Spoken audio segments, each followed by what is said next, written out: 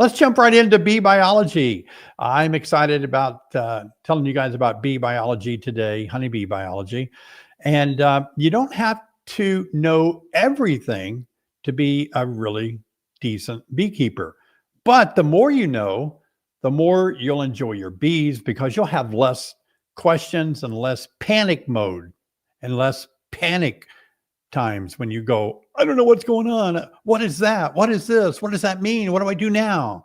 The more you understand bee biology, the less you're going to panic, the less you're going to be having a lot of anxiety. And so, really, that's true. When people email me or they ask me questions, I can sometimes hear anxiety in their voice.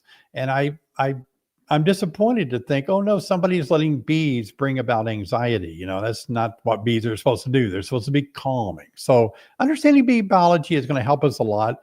So let's get to know Apis mellifera a little bit better. Now, this is basic bee biology. You're going to hear the word Apis mellifera a lot. And so I think that as we understand the bee and as we understand basic honeybee biology, it's going to make beekeeping significantly easier. And that's good news. It will make beekeeping easier because you'll know what to do, when to do it, how to do it, and you're going to know how the bees are going to respond to what you do. And by the way, before we jump into the bulk of today's teaching, let me say this about bee biology. Bees are going to do what bees want to do. We think we're beekeepers. I know. We think, okay, I'm keeping bees. It's all up to me. It's all up to me. It's not up to you. In fact, I would say very little is up to you because honeybees can get along without us, and they do. But with the introduction of different pests and diseases now, our involvement can really help our bees a lot.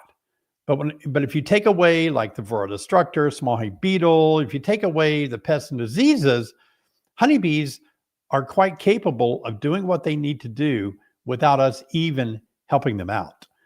But we come in there and help out where it's needed. But remember, bees know what to do more than we do, I think. Oh, by the way, Apis mellifera, if you're not familiar with that term, the genus name Apis is Latin for bee, and then mellifera is Latin for honey carrying. So you might hear that term a lot, Apis mellifera, and then you tack on maybe a general region where some bees are located, like Apis mellifera ligustica, the Italian bee. You might tack on something at the end like that to designate where that bee's kind of originated from. So that way you won't be confused if you see that term referring to our bees a lot. And I sometimes, you've heard me say in my videos that I wonder if this was coined so many years ago that actually bees don't carry honey from flowers. They carry nectar. So it should have been called, a nectar carrying bee. But there are times that bees do carry honey, like if they rob a hive out or something. So we'll let it slide, okay? Now, honeybees are known and sometimes termed as a superorganism. Now, they're called a superorganism because the whole of the bees all work together. It's amazing that honeybees get along so great. It's a great model for humanity that bees know what they need to do. They do it.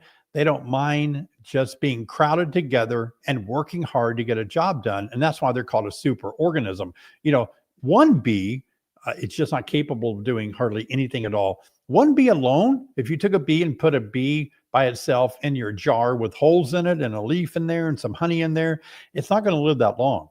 They really have to live in a colony together with all their sisters and a few brothers and one mom. We'll talk more about that. Honeybees are eusocial, and what that means, the qualifications to be a eusocial insect is that reproductive division of labor. So honeybees are cooperative brood carrying or raising, and they are, and then overlapping generations, and they are that as well. So they're called eusocial. They need each other. They work together as one big family. Now, there are 3 types of bees within the colony. They are the queen, the worker, and the drone. Get a good look at the picture here. In case you're wondering, you can see the difference. How, if you're new to beekeeping and you haven't seen this and you're starting in the spring, or you didn't get a good chance to nail it down last year. Well, if you look here, you can see that the drone off to our right up high there, look how big he is. A lot of people mistake him for the queen that's off to the left side. And you can see the difference there. Notice the queen has a much more triangular shaped thorax. I think a bigger thorax. It seems to be more noticeable anyway. And the drone, his eyes almost touch in the middle. The worker bee or the queen bee's compound eyes do not touch in the middle like that. And the drone is just bulkier. He's big. And, and then the worker bees, you can see all around them how much smaller they really are.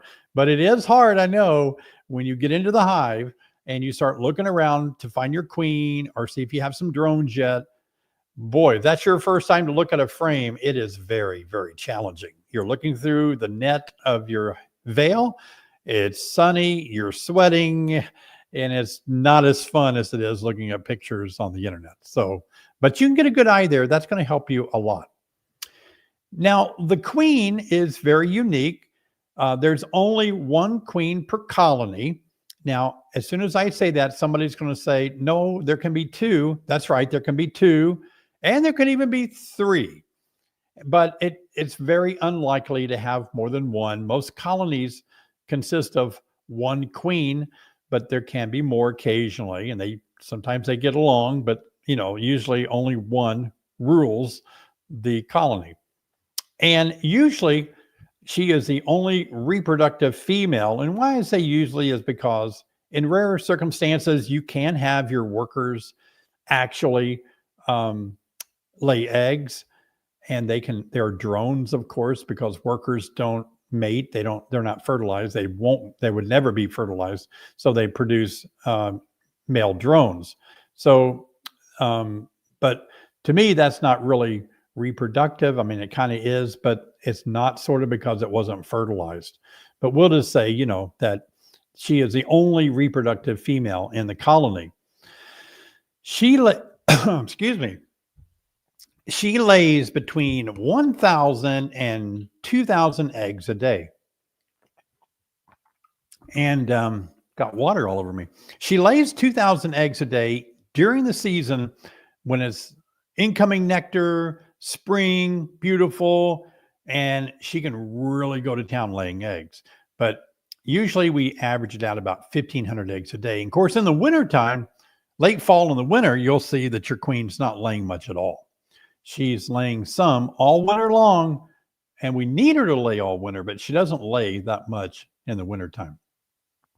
Now, I get asked a lot, how long does a queen live? How many years does a queen live? And she can live up to about 5 years, but I think that's really rare. I think even saying 3 to 5 years is really uncommon, because most queens, they swarm. I mean, if you have a queen in your hive and the hive is really strong, come spring, she'll swarm because she's the mother queen. She'll swarm and they'll raise a new queen. So it's really rare to have the same queen for 3 to 5 years and dodge a swarm every year, right? Or to have her fail. So in a perfect scenario where swarm prevention was terrific, the beekeeper did a great job preventing swarms, and the queen never showed any signs of failing, so they never superseded her. Okay, maybe you could have a queen for 3 to 5 years. That's going to be so rare. In fact, it's not unusual today, not even to have the same queen a year. In 1 year, they can supersede her. Many of you have experienced the queen being replaced or a swarm happening each year. Now get this, the queen only eats royal jelly her entire life. So the workers that are between the ages of 6 and 12 days old are producing royal jelly, and they're feeding the queen royal jelly. She is always eating that diet. That's amazing, isn't it? Royal jelly is a fascinating substance that the bees produce, and their hypopharyngeal glands, mandibular, they produce this, and it's just a perfect meal to eat. Wow. And some people do eat it. Some people believe in eating royal jelly. Most people like pollen if they're wanting proteins, but it, I think royal jelly is just extremely hard for us to ever think about eating because it's hard to get. Unless you're producing queens, it's really hard to get royal jelly out of a hive. And one interesting thing about the queen is she never leaves the hive once she's mated, once she takes her mating flights. She never leaves the hive again. She's always in there unless she leaves in a swarm. So she doesn't go outside to potty. Her retinue means a group of bees around her. They are the ones that are making sure she's clean, she's pretty, her hair's done perfectly every day. She has her nails done. She's getting enough food from them to keep laying. And she has to eat an enormous amount of food, enormous amount to actually lay all those eggs. So she's well taken care of, never leaves the hive. Yeah, that's amazing. Some people say, doesn't she ever go outside, leave the hive to potty or something? No. And then you have the workers. Now, the workers are the non-reproductive females. Now, like I said earlier, they can make drones in a case of a laying worker where the queen is gone and the brood is gone for more than 3 weeks. The pheromone diminishes from the queen mandibular pheromone is gone out of the hive. And then the workers can lay some eggs, not a lot, but they do. And they lay multiple eggs in one cell. That's how you can identify it. But typically we'll say they're the non-reproductive. They give up their right, their ability to lay eggs and give it all to the queen to lay the eggs. The workers are the foragers. They are the ones who gather nectar, they gather pollen, they gather water, they gather propolis if they need to. Whatever they need to gather, they go out and get it. They are the foraging team. Only the female workers do that. The queen doesn't fly out and gather things, nor do the drones. Only the women bees. Now, the workers also are the housekeepers. They stay really busy building a lot of comb.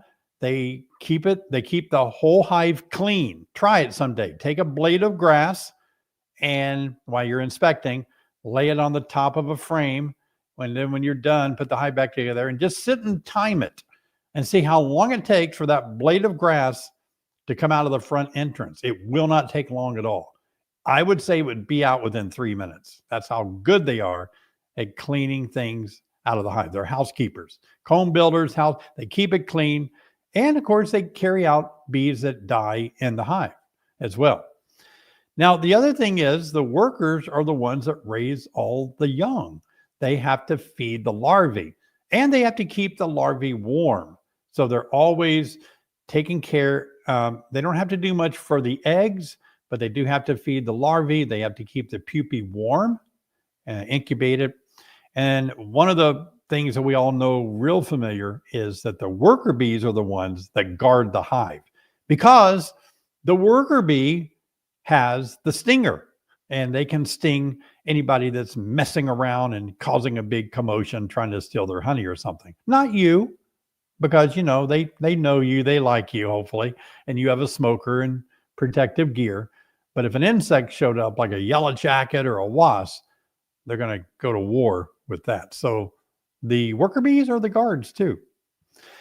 And then finally, we have the drone. Now, there's a picture of the drone. You get a good idea of what he looks like. There aren't a lot of drones in a hive, anywhere from 200 to 2,000, but there's about 30 to 40 to 50,000 worker bees.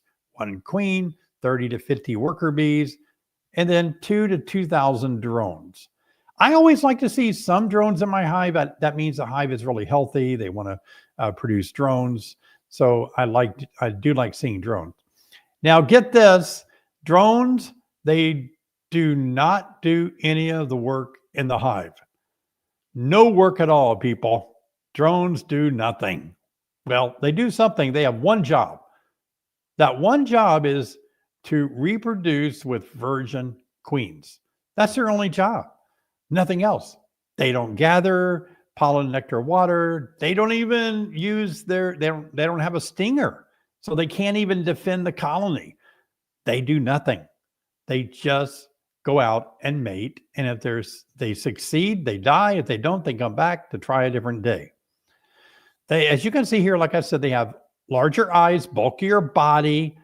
And it's interesting that a drone can actually fly back to any colony they want to get more nectar or honey to keep going back to the drone congregation area where they mate with virgin queens. So if they fail to mate with the queen, they can't fly forever, just like you can't drive your car on a tank of gas forever. 300 miles, you're out of gas, right? Same with a drone. They can only fly with however much fuel they have in their honey crop. And so then they have to go back and refuel. They can go to any hive and they're pretty much welcome. That's why they carry mites sometimes into other hives, because they just go to any bus stop to get a drink. Other bees don't have that privilege. And they do die immediately after they mate. So as soon as they mate, it's such an injury to the drone that they actually just fall to the ground and they're dead.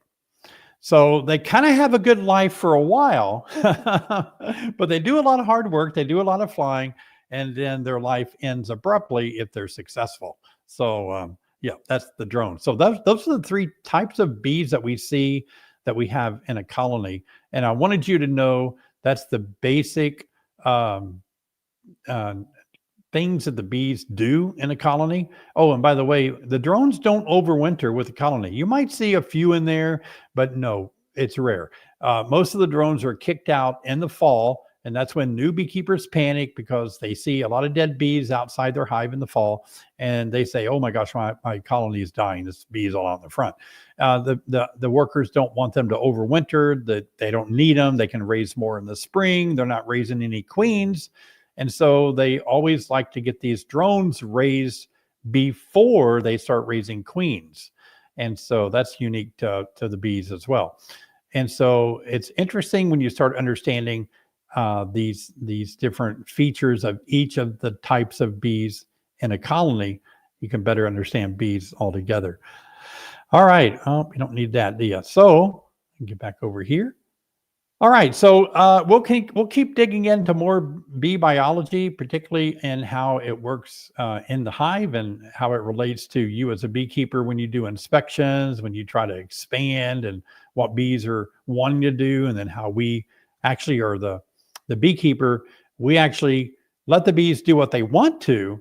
Once we understand bee biology, all we do is supply the means for them to do it. If you can remember that. We let bees do what they want to do, and we supply them the means to do it. We help them do what they want to do. So get out of your mind if you think, you can make the bees do what you want them to do. You can a little bit, but it's kind of rough. It's like riding a wild bull, You can try to do it, but it's going to be rough. So it's better to let the bees do what they want to.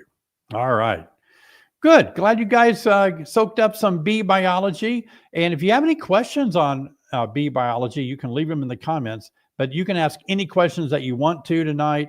By the way, I want to thank Sherry and Robbie and Jessica for helping out. You guys got a chance to meet them last week on the live stream. If you didn't see that, drop back and look at that last live stream so you can see what their face looks like.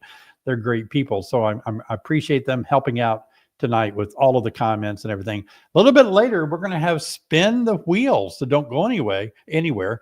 And we got some giveaways coming up. So that'll be fun too. So let's have a time of questions tonight. See what kind of questions you have. Hello, Gene. Question for you, David. What's the best treatment for trachea mite and it's the cause because the bees are not hygienic? Oh, no. Oh, not really. No.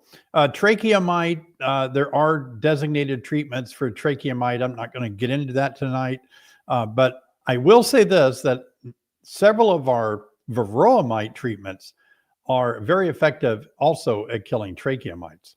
So, yeah, the best thing you can do, I think, is make your own decision about your treatments. I never get into treatments a lot on the live stream, because there's gazillion of treatments and they're all based on where you live, what your temperature is, and what you're doing. Like do you have supers on, supers off? Do you have 1 deep, 2 deep? The treatments are all going to be different based on so many things. I just can't give one answer unless I have your entire scenario. So always go by the label and do your own research. Hey, John, David, how many new bees do you think hatch in your hive over the winter? Thank you. A lot. If I feed them, a lot will hatch. If I don't feed them, there's not a lot that hatches. I always say about a handful of brood in the wintertime on a frame or two that is always kept over if you were to sneak in there. So it's not a lot, but oh my gosh, when you feed them, they go to town. They do what bees do. If they have the resources, they'll raise brood. So they raise a lot of brood, especially later on in the year. It's overwhelming, actually. It's a lot. Hey, Catherine, how many species of honeybees are there in the United States? I don't know the answer to that. I'm sure somebody does. But I'm not sure if you mean by species. Are you talking about, are you talking about different kind of like carniolans and buckfast, or are you talking about a different type of species? Because Apis mellifera, is what we know here. So not sure how to answer that for you. Diane, do you mark your bees, David? Yeah, I mark my queens. I don't mark all my queens. And the hives that we sell, we often don't mark those queens for better acceptance in the packages. And so no, we don't mark the queens in our nukes either. But yeah, I oftentimes mark my own queens, but not all of them. You can watch my videos and see that I'm hunting for unmarked queens a lot. Yeah. Hey, John, do bees of winter physiology produce royal jelly when there is a lack of young bees in the winter? They can produce royal jelly, bees of winter physiology. They may not produce as much and as sufficient amount as you would think during the spring when they have a lot of incoming nectar. And this all depends on if you're feeding them or not.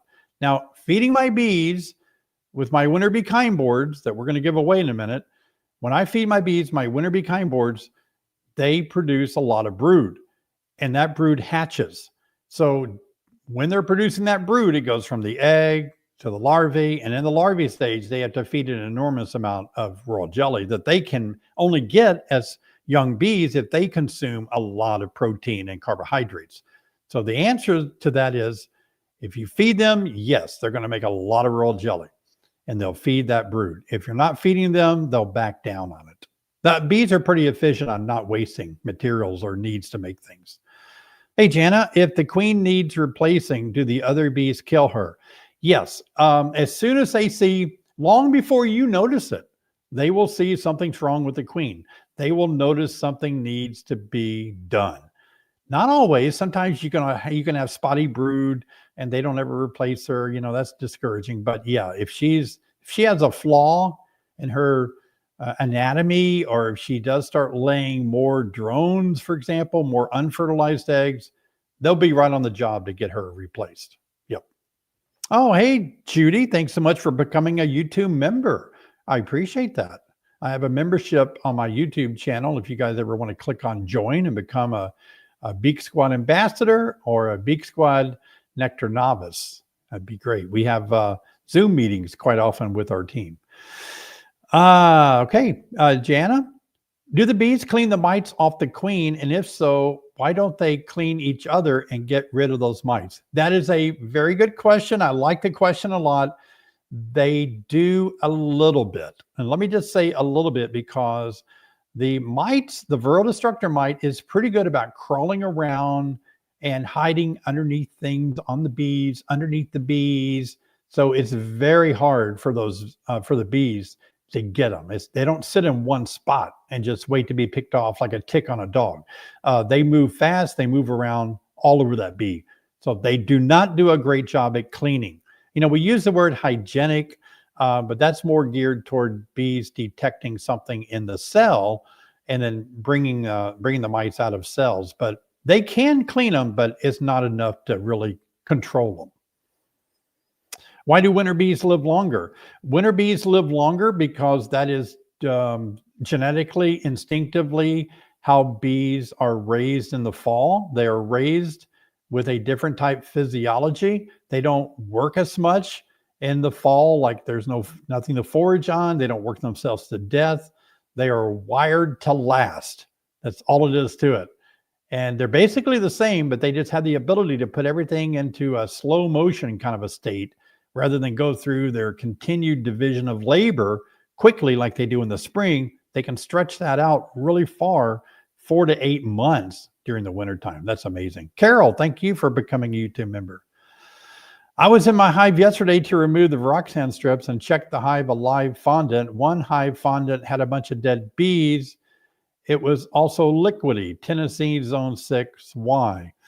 I have no idea. I don't use the Hive Alive fondant on my hives. I wouldn't know what there would be, why it would cause a lot of liquid there. We use our winter bee kind boards to absorb moisture, excess moisture into the candy to make it edible by the bees. So I really don't know why that was like that. But thank you for removing those Viroxan strips, because you don't want to leave them in past the 56 days. New to beekeeping, any good advice? Hello, your name may be Ron. New to beekeeping, my advice to you and other people in the chat, please give Ron some good advice as well. But I think the advice is to learn about bees as much as you can about bee biology. Know bees really well. And the more you're going to know about bees, the better you'll do. And the better you'll feel about keeping your bees and managing bees, keeping them alive and all. Be patient. Please be patient. Don't try to be like everybody else. You don't have to follow that crowd herd mentality. Don't let other people bully you into doing it their way. Don't just take other people's advice without researching yourself. Be your own individual person and decide how you want to keep bees, what you want to keep them in, what kind of hive, if you want to treat or not treat. You be your own person. You do you. I do me and you do you, you know? And I just don't like it when people always have to make somebody feel bad because they veered off the common path a little bit. Do what you want to. Amanda, how many attendants typically take care of the queen, and are they the same bees for the life of those workers, or do they tag team? The retinue you're referring to, Amanda, is various. There's various numbers in the retinue, and some people think that the stronger the queen is, the more her pheromones will attract a more complete retinue. So you can see sometimes in pictures, you see upwards of 20 that surrounded the queen. However, all of this talk about a retinue isn't really that big of a deal. Here's why. Because I've watched my hives carefully to evaluate the retinue. And in the busy season, the retinue really isn't that many bees because she's moving so fast, they can't form a circle and just get in her way.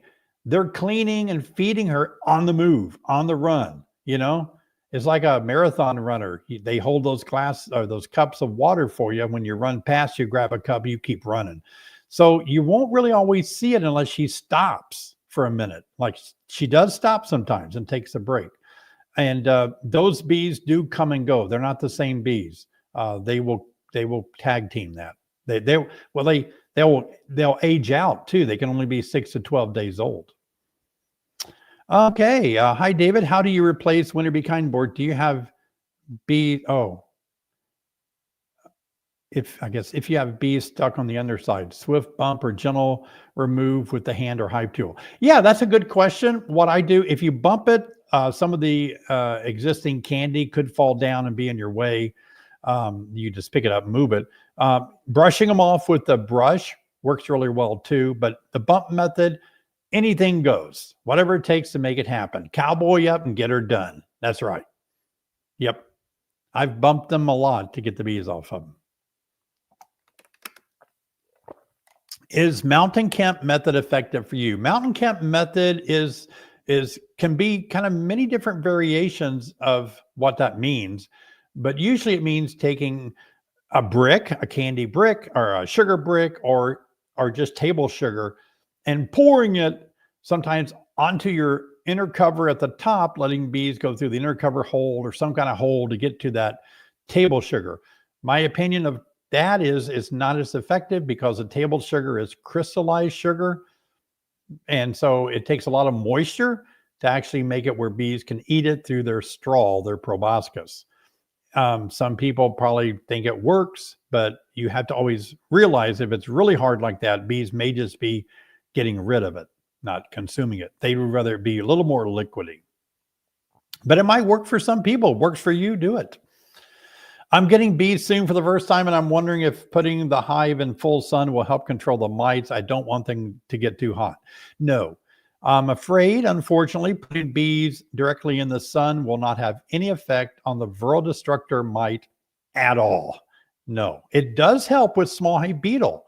Small hive beetle, if the hive is in a sunny spot, there's going to be less chance that your beetles are going to be there because beetles love to pupate in shady areas, grassy areas that have a lot of leaves on them from trees. So the more shade, now don't panic. All of you that want to put your bees in the afternoon shade, that's fine. I'm just saying you put bees in the middle of the woods, there's a greater chance for small hive beetle compared to just out in the sun all day. But you got to be wise. Sun can make your hives pretty hot too. It won't affect mites. Hey, Nancy, I've heard drones help dehydrate honey. Yeah, I heard that too. I've ran across that information that they might help fan as well, but I don't know. I've never witnessed that, and I've not read a solid study, but I have heard that. Yep. All right. Is there any good way to replace a queen in the summer without allowing a swarm or killing the current queen? Yeah, I mean, if you wanted to, you could make a split. That's probably the best way to replace without a swarm happening or without killing the queen in the spring, in the summer. Make a split or just set up your own little 5-frame mating nook. Take the queen out of there and put her in an observational 5-frame nook. If you have a problem with her, you're replacing her for a reason. Maybe you think she's not doing well. So if you don't want to kill her, just put her in a little 5-frame mating nook and let her just stay there and see what happens. Yeah, I don't like killing queens. There's never, ever been a time when it's easy for me to kill a queen. No, there isn't. Not even a mean queen, not even from a mean hive. No. All right, we'll take one more question and then we'll get into spin the wheel to see if we have some things to give away. All right, David, what are your feelings about the buckfast bees? I like buckfast. Brother Adam he's deceased, but he lived a long time ago. And he's amazing. And what he did to generate the buckfast bee is incredible. And he inherited the hives that had died of trachea mite. And then he was a monk. And so he was keeping all of those hives and decided to make them better genetically. But I have heard him say, I've seen videos of him, believe it or not, saying that he failed at finding a really, really good bee. He was really wanting to breed a really good bee. He had a friend that was a florist, a geneticist with flowers, and he took a lot of advice from him to try to breed a better bee. So buckfast bees, I've actually ran buckfast bees. In the past, I've sold buckfast bees. I've had buckfast bee genetic in my lineage of my own bees. So yeah, I do like buckfast bees. Yep. All right, let's do it. Spin the wheel. Okay. If you're new to my live stream, then you may not have, we haven't done this for a while. So spin the wheel. You'll get a chance to participate.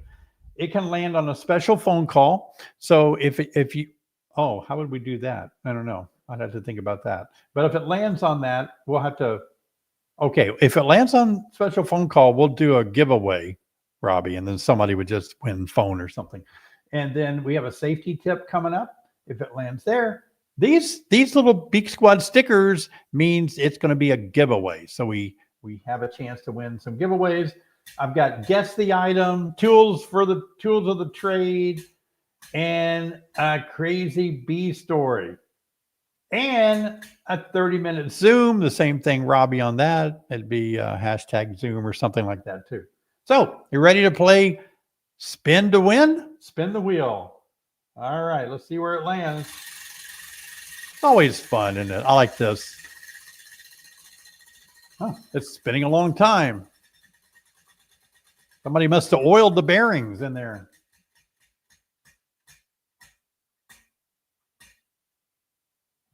Oh, guess the item. All right, guess the item. We'll do this a few times. All right, guess the item. Here it comes, people. This is going to be, you're going to have to leave a comment what you think this is. I'll show it to you. Here it is. This is what it looks like. Let me just spin it around a few times. Do you know what this is? I actually invented this. And I actually sold a lot of these, so some of you probably have one. Do you know what this is? It is not an entrance block. This is a 2x4, so thickness is 1.5 inches thick here. Anybody know? I'm looking through the comments. Some of you probably know what this is. If you've watched my videos, I haven't used it lately, and I should. I just found it. Oh, come on. You guys know what this is. You know what this is. What is this? Oh, no. Somebody, Brian is close. Let me see what Brian says. They're going by too fast. Where did Brian go? Man, he was gone. I saw his name for a second, and then it was like he was gone out of the screen. So, frame block. There's another Brian. Frame holder, frame notch, hanging. So you guys are close. All right. Oh, wait. Somebody got it. Frame prop up. Where is that? Who did that? Who said frame prop up? Brian. Okay, Brian, you got it. Brian is a loyal viewer of my channel. He knows everything. Okay. So I got tired of, when I'm inspecting a hive and I lay a frame down on top of the hive to pick the queen up, right? Well, when you lay a frame down, all the bees on the backside, I worry that I might be crushing some. It can't be good for them, right? And so I designed this. So, yeah, I know you're going to want me to make these, right? So this goes down between two frames. It's thin enough to fit between two frames. And then when it fits, like all the frames are running this way, when it fits here, you take the frame that you're working on, instead of laying it flat on the box, you just take the frame and let it fall like this and get caught right here. The top of the frame, the top bar of the frame will rest right here and angle down, and it makes a safety spot for all the bees on the underside of the frame while you manipulate this frame. You can take it right out to the bee yard, and it's got some, queen paint on it from when I was marking queens and all. So yeah, that was a good guess. Wow, Brian, way to go. All right, let's spin it again. All right.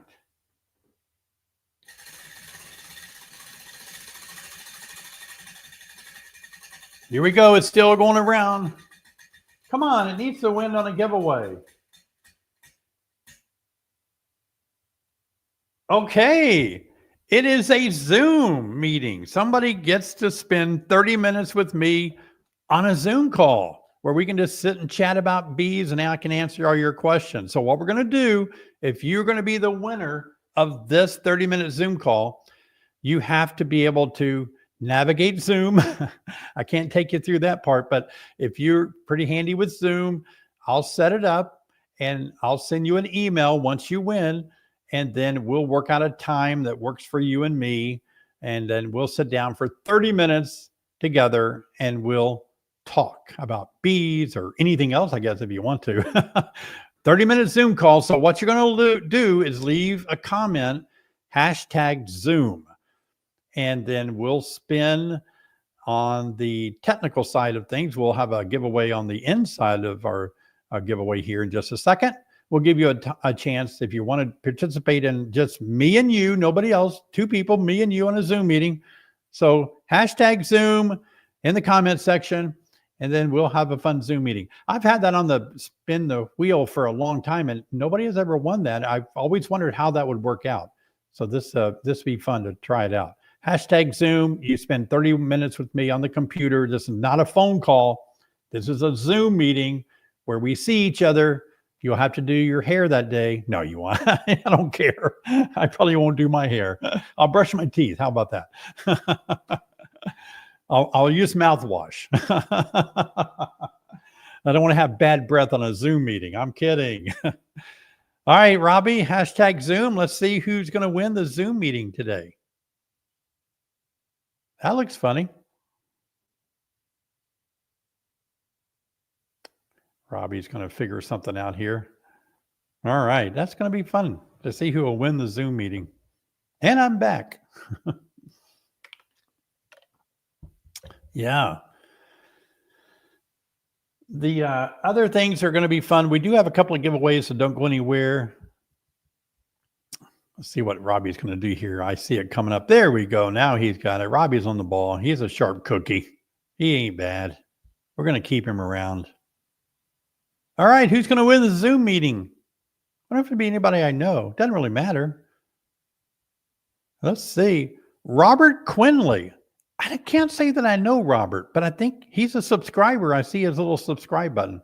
All right, Robert, what you'll need to do is email us within 24 hours at beaksquadwinner@gmail.com, scrolling across to the bottom now, and just email us and say, hey, I won the Zoom meeting with David. And once I know your email address, provide for me a good email address, because I'm going to set the Zoom meeting up. Or we'll talk first about a date, but once we get a good email, we'll set up a Zoom meeting and we'll spend 30 minutes. And so that'd be fun. That's good. All right. All right. Well, that's enough of spin to win. All right. That was fun. I like that. I didn't have to tell a crazy story, did I? All right. We got some giveaways coming up right now. We're going to give away a Winner Be Kind. Some of you may have seen my last video that I made where I showed Patrick, my videographer, using a Winner Be Kind on his hive, and that hive was exploding with bees. I mean, he opened that lid up and they are just boiling out. If you don't like a lot of bees, then don't get a Winner Be Kind on there, because it's going to make a lot of bees in the wintertime. But if you like a lot of bees, then that's fun. So hashtag winter if you'd like to win a Winner Be Kind. It's got to be here in the U.S., 48 states. We can't ship them abroad or far away. So, yeah, hashtag winter is the word to put in the comment section, and we'll see who will win a Winner Be Kind tonight. Yep, Winner Be Kind. I still have not put all of mine on my hives, and I feel bad that I haven't. I really do. I should have put them on there already, and I haven't. I've had so many things going on. Poor me. But anyway, I'm going to have to make my own and get them on there. Okay, let's go ahead, Robbie. Let's do a winner. See who the winner of a winner is. Who is going to win? The Winter Be Kind. That's a board that I invented, I created, and I sell. I think there might be some people kind of selling them without our best of wishes, but I would hope you buy them from us because we created them and we sell them. We make them. All right, let's do it, Robbie. Who's going to win a Winner Be Kind? Was it just 10 frames, Sherry? I didn't say what frame. You have to specify. Oh, Henry Gas. So you'll have to tell us whether it's a 10 or an 8, and we'll try to work that out. But hopefully it's a 10 frame, because I know we're sitting on a lot of 10 frames that we can ship right away. All right, Henry. Same thing at the bottom. Email us within 24 hours. beaksquadwinner@gmail.com.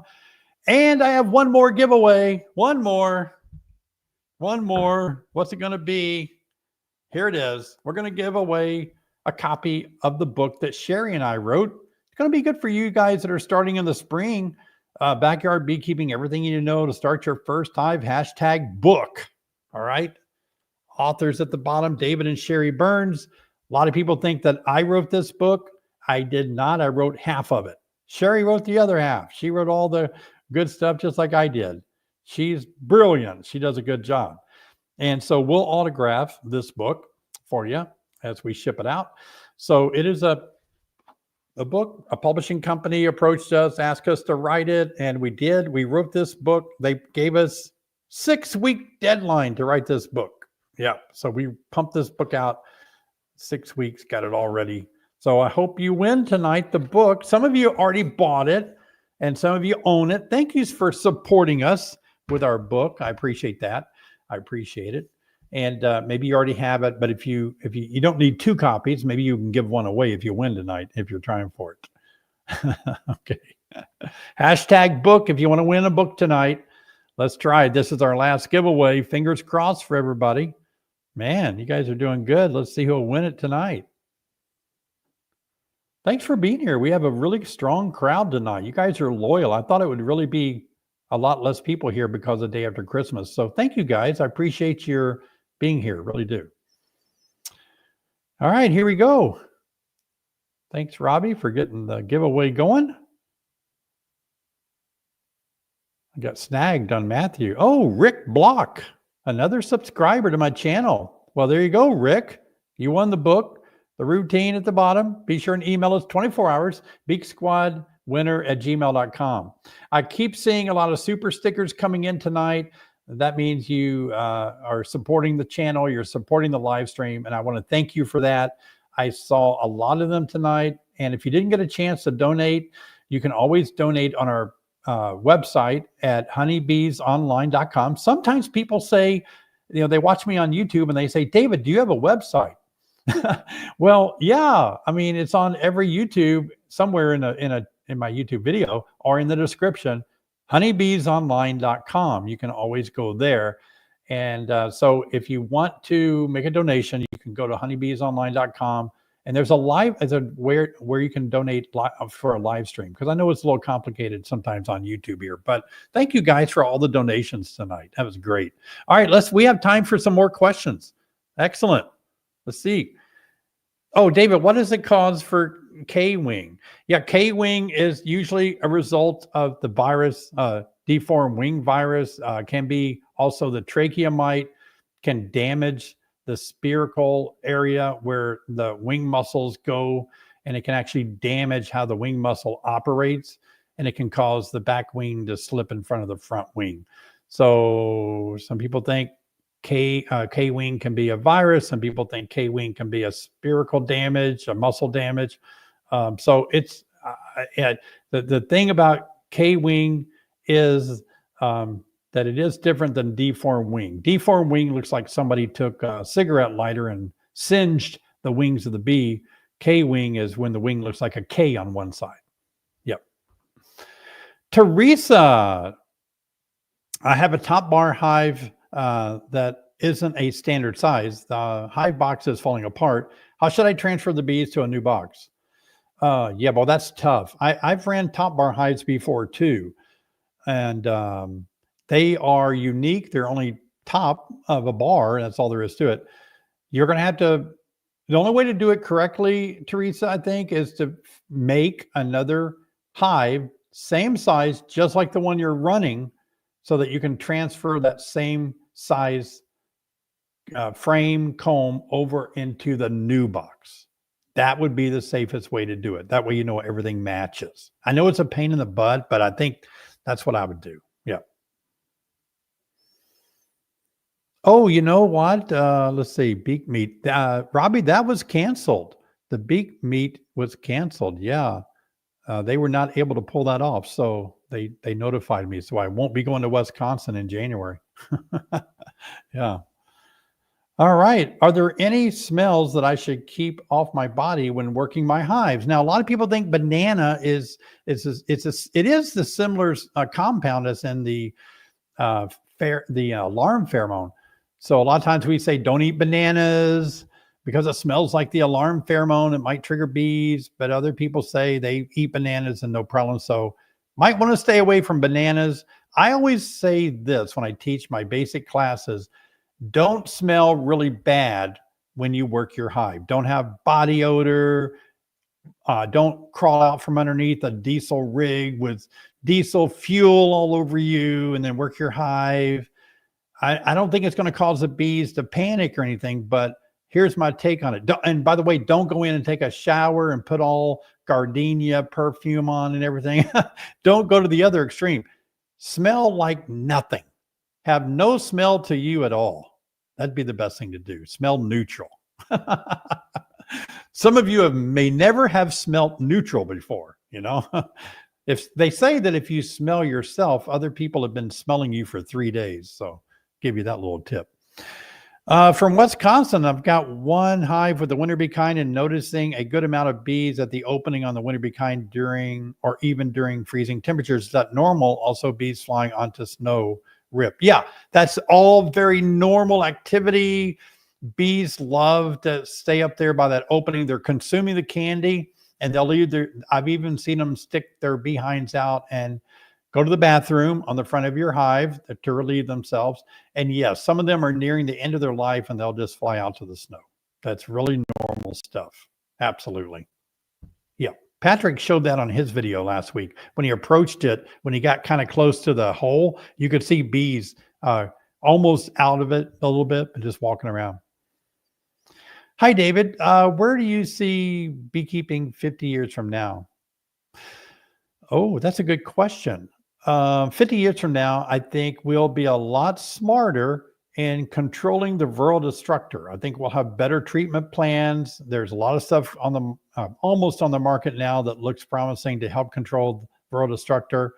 One thing I don't like about beekeeping in 50 years, I think in some ways, people are becoming less and less inspired to have a lot of hobbies and to really get into hobbies as much, or at least be self-sufficient in those hobbies. And so I wonder if technology gets really crazy in the next 50 years, if beekeeping won't become something that is absent of so much technology that people won't have the desire to be, I guess what I'm saying is people don't work on their own cards anymore because of technology, right? People don't work on their television. Televisions are throwaway. Will we eventually in 50 years have a bee box that's it's all automated? Yeah, I think that's, let's see, 50. Okay, I can safely say that in 50 years, we'll have an automated bee box. There'll be automated treatments, automatic feeders, all of that be automated. And so that's going to take away a lot of the fun, I think, out of beekeeping. Boy, I'm a pessimist, but I think that might be where we wind up. All right, that's all the time we have for questions and the Beak Squad tonight, everybody. I appreciate you guys so much. Thanks for being a part of my YouTube channel. I love you guys. I appreciate you. I'm here for you. I'm working hard for you. That's my job, is to help you as a beekeeper. So I'm here for you. And thanks for being on the live stream. I do hope you have what's left of it. Happy holidays. We got New Year's Day is the next big holiday. So enjoy yourself, chill, take a break. Thanks for watching the channel tonight, and be sure and watch all my videos. And remember, tomorrow is the Green Chair Friday Answer Day. I'll be answering a lot of the questions that we didn't have time to get to today in tomorrow's video. And it's odd about the Green Chair video. Even though I don't edit it, it takes so long for me to create it. It really does, to film it and set it up, to get the questions pulled and all. It just takes all day. So, but I enjoy helping you guys out, so I'm looking forward to it. So watch for that video. I publish it around 4 or 5 p.m. on Friday tomorrow. So be sure and join me then for that video. Again, big shout out to Sherry and Robbie and Jessica for helping out tonight. Yay, they did a great job. So appreciate you guys for being here, and we'll say goodnight, and be sure and keep track of all the good things that are coming up in my bee biology videos. So be sure and join me for the next live stream as well. I'll say goodnight. I'll see you next time.